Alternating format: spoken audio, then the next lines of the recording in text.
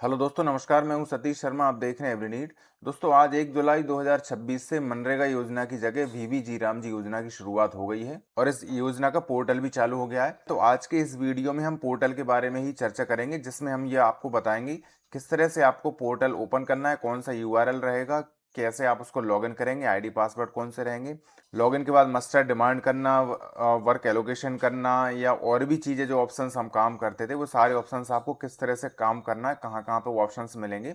साथ में आप रिपोर्ट किस तरह से चेक करेंगे, रिपोर्ट सेक्शन आपको एमआईएस रिपोर्ट कहाँ पे मिलेगी, वो सब कुछ अपन इस वीडियो में देखेंगे। तो चलिए दोस्तों, शुरू करते हैं।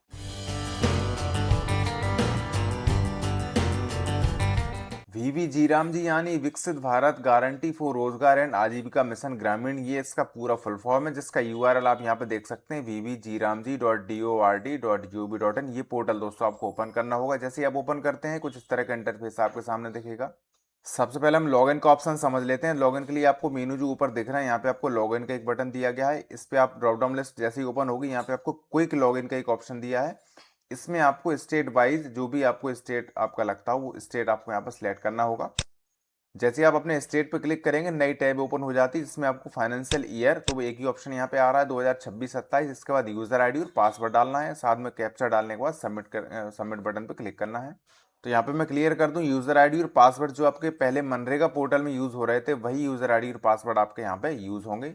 यूजर क्रीडेंशियल डालने के बाद जैसे ही आप सबमिट करते हैं कुछ इस तरह की स्क्रीन आपके सामने दिखेगी। ये लॉगिन के बाद फर्स्ट पेज है। इसमें मनरेगा जो पोर्टल था उसी जैसे कुछ ऑप्शंस दिख रहे हैं। थोड़ा सा इसका इंटरफेस, थोड़ा सा डिजाइन चेंज हो गई है। जैसे सबसे पहला ऑप्शन आप यहाँ पे देख सकते हैं D1 में रजिस्ट्रेशन एंड जॉब कार्ड। तो इसमें ऑप्शंस सारे वही हैं। यदि आपको नया रजिस्ट्रेशन, नया जॉब कार्ड बनाना हो, जैसे ही आप उस पर क्लिक करते हैं इस तरह का पेज खुलेगा, जिसमें आप यहाँ पे ऊपर की साइड परिवार की जानकारी दर्ज करने के बाद नीचे आप एप्लीकेंट जो आवेदक हैं, जो जॉब कार्ड सदस्य हैं, उनके नाम आप यहाँ पे ऐड कर सकते हैं। बस शर्त इसमें ये रखी है कि इसमें जो आधार के अनुसार जो आपका इंग्लिश में नाम है वो आपको यहाँ पे डालना है। हालांकि वो ऊपर से भी ऑटोमेटिक ले लेता है। इसके बाद आधार नंबर उसको वेरीफाई यहीं पे करना पड़ेगा। मतलब जब तक आप आधार को वेरीफाई नहीं करेंगे सदस्य भी ऐड नहीं होगा। इसके अलावा और भी ऑप्शंस इसमें लगभग पहले जैसे ये जो मनरेगा पोर्टल में थे। इसमें नीचे हम करेंगे वर्क डिमांड वाले ऑप्शन देख लेते हैं। डिमांड करने के लिए किसी भी काम पे यदि आपको डिमांड देना हो तो वो भी आप यहाँ पे डिमांड के लिए भी ऑप्शन, पूरे जॉब कार्ड यहाँ पे खुलने लगे हैं।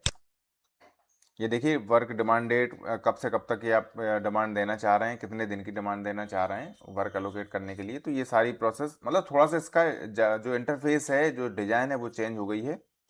वर्क क्रिएट करने की प्रोसेस आपको D4 में मिलती है वर्क्स में। हालांकि इसका एक तो धारा और सीपी पोर्टल्स के बाद ही इस पर काम होगा, तो इसका अलग से वीडियो मैं सेपरेट बना दूंगा, क्योंकि एक तो धारा पोर्टल के बाद ही इस पर वर्क कोड कोई भी पंचायत ओपन कर पाएगी।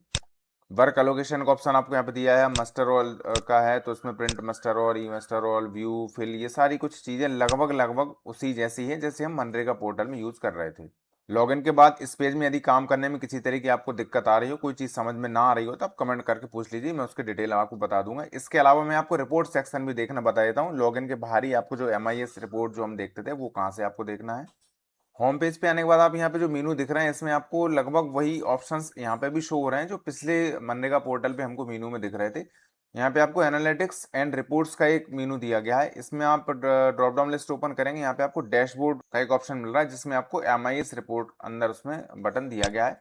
इसको जैसे ही आप क्लिक करेंगे, कैप्चा कोड डालेंगे तो लगभग वही स्टाइल में आपको रिपोर्ट्स दिख जाएंगी जो हम मनरेगा पोर्टल में MIS रिपोर्ट में देखते थे। ठीक है, स्टेट यहाँ पे फाइनेंशियल ईयर ऑटोमेटिक आ रहा है।